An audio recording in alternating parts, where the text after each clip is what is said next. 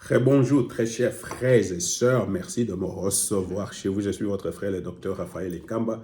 Partagez la vidéo avec quelqu'un. Donnez-moi un like ou même abonne-toi.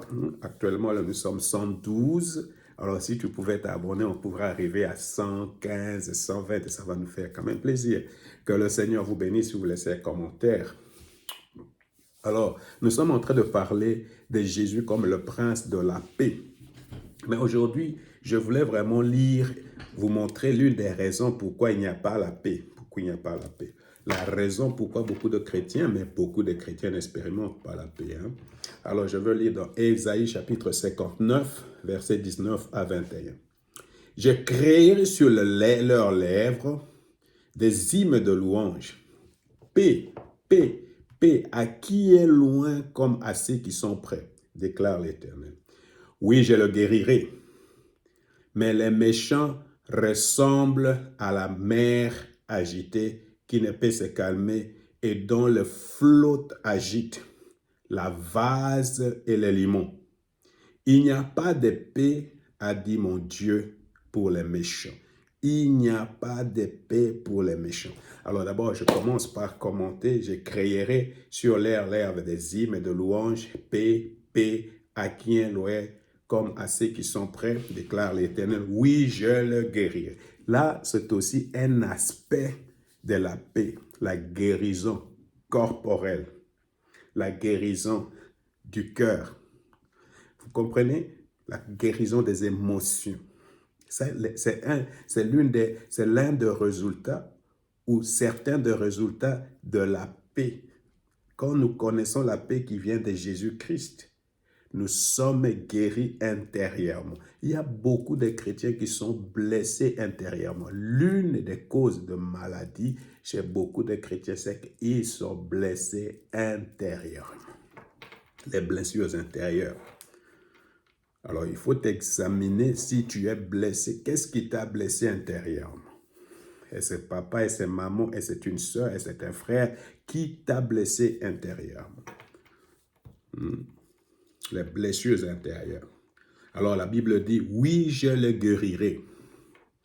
Alors, maintenant, la Bible dit, oui, je le guérirai, mais les méchants ressemblent à la mer agitée qui ne peut se calmer et dont le flot agite la vase et les limons.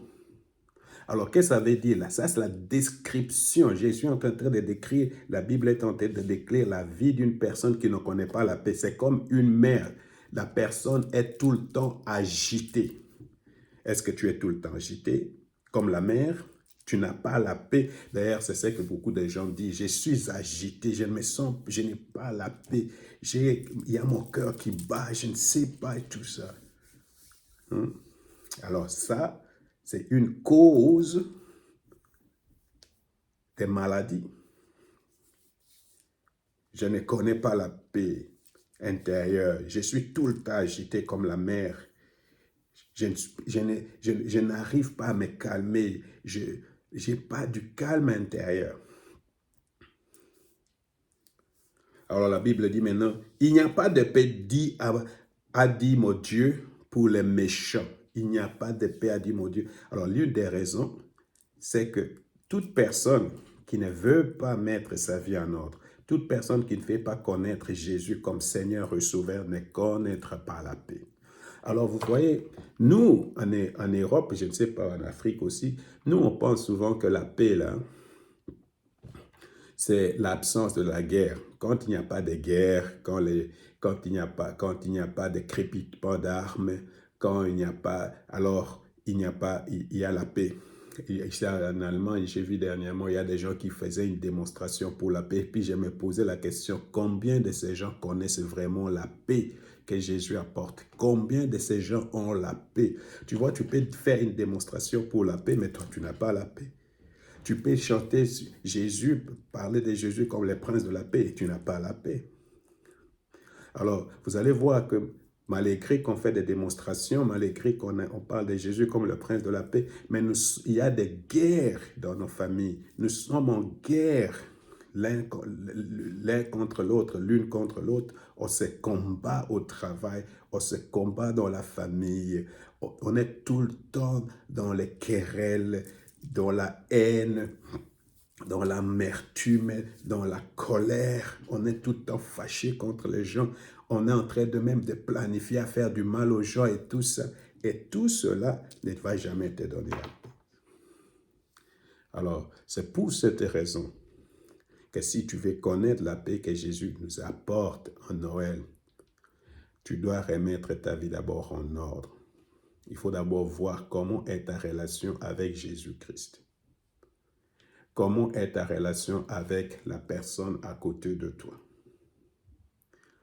Et il faut prendre la décision aujourd'hui de dire, Jésus, viens diriger ma vie, viens gouverner ma vie, viens me dire ce que je dois faire, sois mon roi, sois mon prince de paix. Et c'est comme ça que si tu invoques Jésus, tu l'invites pour qu'il devienne votre prince de la paix. C'est lui qui dirige ta vie. Tu vas expérimenter la paix qui surpasse notre entendement, la paix que Jésus nous a apportée à Noël. Que le Seigneur vous bénisse.